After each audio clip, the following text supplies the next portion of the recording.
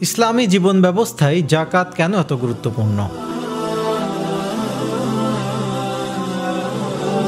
যাকাত শব্দটি এসেছে আরবি শব্দ জাকাহ থেকে, যার অর্থ বিশুদ্ধ হওয়া এবং বৃদ্ধি পাওয়া। এর আরেকটি অর্থ হচ্ছে আশীর্বাদ ও মহত্ব। ইসলামে এটি বাধ্যতামূলক দান, যা বাৎসরিক ব্যয় মেটানোর পর উদ্বৃত্ত থাকলে সেই সম্পদ থেকে আদায় করতে হয়। কুরআনুল কারিমে ৮৩ বার নামাজের কথা এসেছে এবং সেই সমস্ত জায়গায় একই সাথে যাকাতের কথাও এসেছে।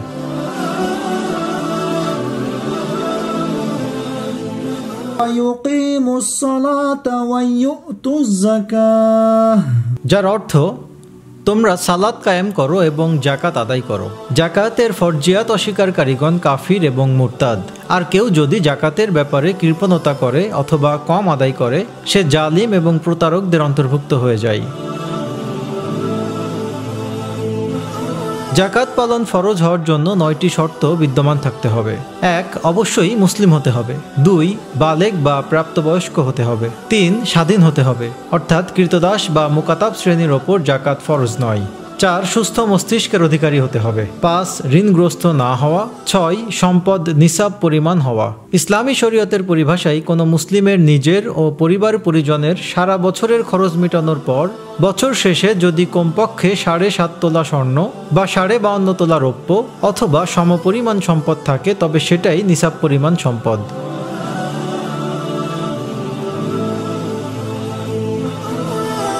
৭. নিসাব পরিমাণ সম্পদ পরিপূর্ণ মালিকানা বা দখলে থাকতে হবে। ৮. নিসাব পরিমাণ সম্পদের মালিকানা ১ বছর স্থায়ী হতে হবে। এবং ৯. ব্যবসায়ের উদ্দেশ্যে কেনা নয় এমন পণ্যের ওপর জাকাত ফরজ।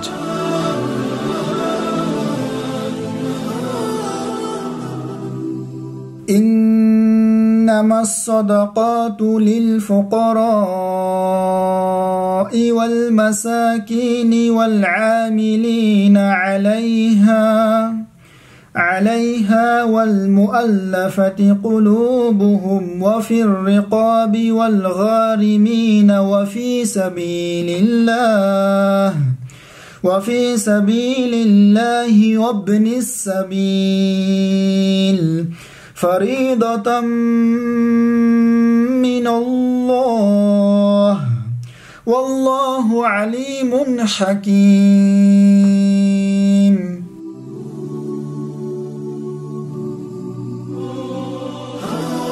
পবিত্র কোরআনের সূরা আত-তাওবার এই আয়াতে আল্লাহ তাআলা জাকাত প্রদানের ৮টি খাতের উল্লেখ করেছেন। ১. ফকির, যার সামান্য অর্থ আছে কিন্তু নিসাব পরিমাণ নয়। ২. মিসকিন, যার কিছুই নেই বা নিঃস্ব। ৩.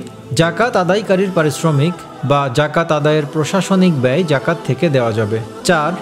নমুসলিমদের পুনর্বাসনের জন্য জাকাতের অর্থ খরচ করা যাবে। ৫. চুক্তিতে আবদ্ধ কৃতদাসের জন্য জাকাতের অর্থ ব্যয় করা যাবে। ৬. ঋণী ব্যক্তি, যার ঋণ পরিশোধ করার ক্ষমতা নেই, তার ঋণ পরিশোধের জন্য জাকাতের অর্থ দেওয়া যাবে। ৭. আল্লাহর রাস্তায় জিহাদ বা দিন প্রতিষ্ঠার আন্দোলনে জাকাতের অর্থ ব্যয় করা যাবে। ৮. মুসাফির বা ভ্রমণকারী, অর্থাৎ এমন ভ্রমণকারী যিনি বিদেশে অর্থ সংকটে পড়েছেন, তাকে জাকাতের অর্থ দেওয়া যাবে। তবে জাকাত প্রসঙ্গে ২টি প্রশ্ন বারবার আমাদের সামনে চলে আসে। ১. ওশর বা জমির ফসলের জাকাত কিভাবে হবে, এবং ২. প্রভিডেন্ট ফান্ডের জাকাত হবে কিনা। চলুন দেখি ইসলাম এই ব্যাপারে কি বলে।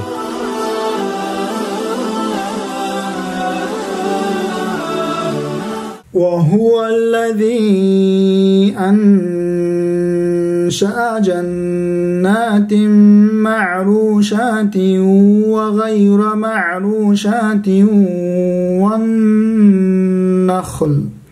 والنخل والزرع مختلفا أكله والزيتون ورمان متشابها وغير متشابه كلوا من ثمره إذا أثمر وآتوا حقه يوم حصاده ولا تسرفوا إنه لا يحب المسرفين।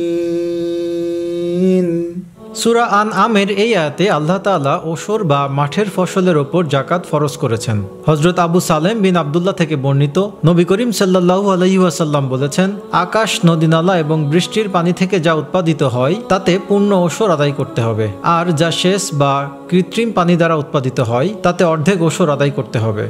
অর্থাৎ নদী নালা বা বর্ষার পানিতে চাষাবাদ হলে জাকাতের পরিমাণ ফসলের 10%, আর যে জমিতে পানি সেচ করে ফসল ফলাতে হয় সেই জমির ফসলের ওপর জাকাত 5%। তবে ওসর আদায় করা সরকারের দায়িত্ব।